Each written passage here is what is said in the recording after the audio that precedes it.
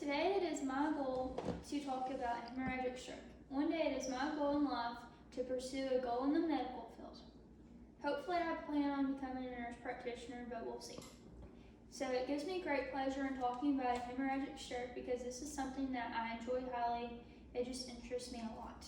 First of all, I will be talking about the history of a hemorrhagic stroke. It was first discovered by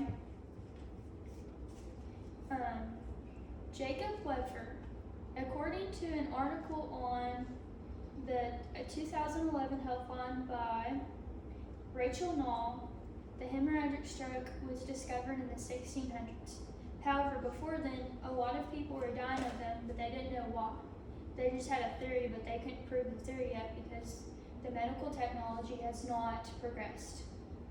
However, it wasn't until the 1800s that they got a cure for the hemorrhagic stroke. However, with that being said, it wasn't actually a cure. It was just if you had the stroke, you could go and have a surgery, and that surgery was on your carotid arteries. So what that is those are the arteries in your brain, and that was only if they bursted where you could have the surgery where it would fix it. Next, I will talk about the two different types of the hemorrhagic stroke. The two different types are a subarachnoid and a intracerebral. Those are the two different types of hemorrhagic stroke. The subarachnoid is bleeding occurs between the brain and the membranes, and it completely covers it. So that's the main one you don't want to have because it's the most dangerous.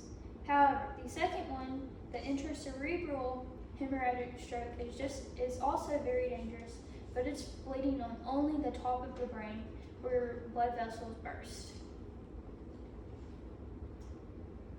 Next, I will be talking about the current prognosis. So,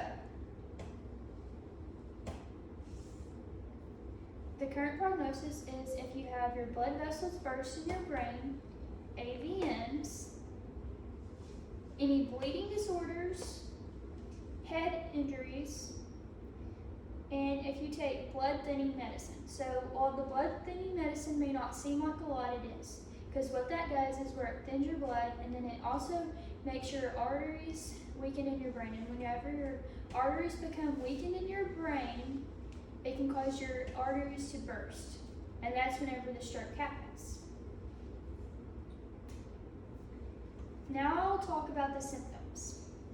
So, the symptoms of a hemorrhagic stroke are sudden headaches, vision loss, if you have stiffness in your limbs, especially your neck, if you have numbness in your arms or your legs, and if you experience a lot of nausea and vomiting when you're older. However, with that being said, you don't have to be old to have hemorrhagic stroke. This is one of the many strokes that can happen at any time of your life, especially whenever the first year of life, whenever you're a baby, and the last years of your life, so whenever you're older.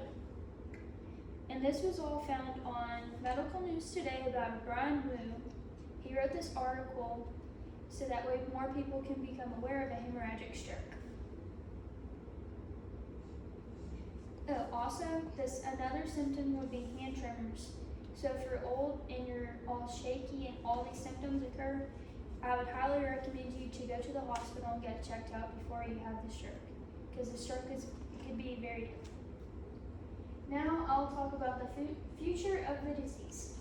So, what can cause it is if you have high blood pressure, cholesterol,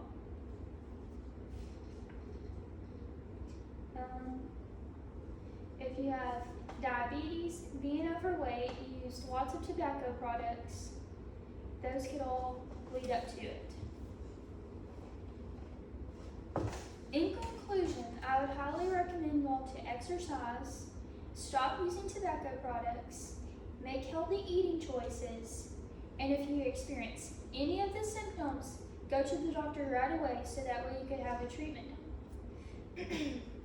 So the doctors will either do an MRI on you, or they'll put the sty into your brain and do an MRI that way. And what that does is it shows you how much fluid you have on your brain, and where your arteries are, so that way you can tell if you're going to have a hemorrhagic stroke. That is all for today.